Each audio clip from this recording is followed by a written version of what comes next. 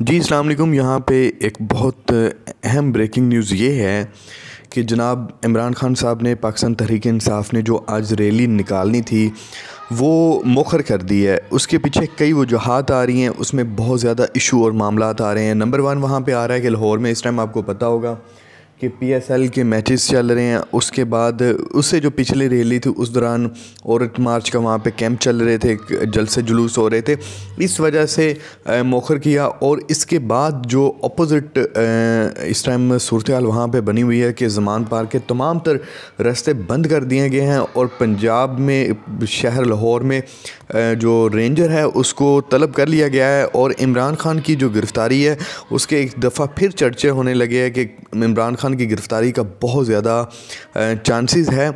और ये जो रैली है ये ज़्यादा दिनों के लिए मौखर नहीं की गई, ये रैली सिर्फ़ और सिर्फ कल के लिए मौखर की गई है। और इमरान खान ने जो इसके चाहने वाले थे वो पैदल हज़ारों की तादाद में ज़मान पार्क के सामने पहुंच चुके हैं।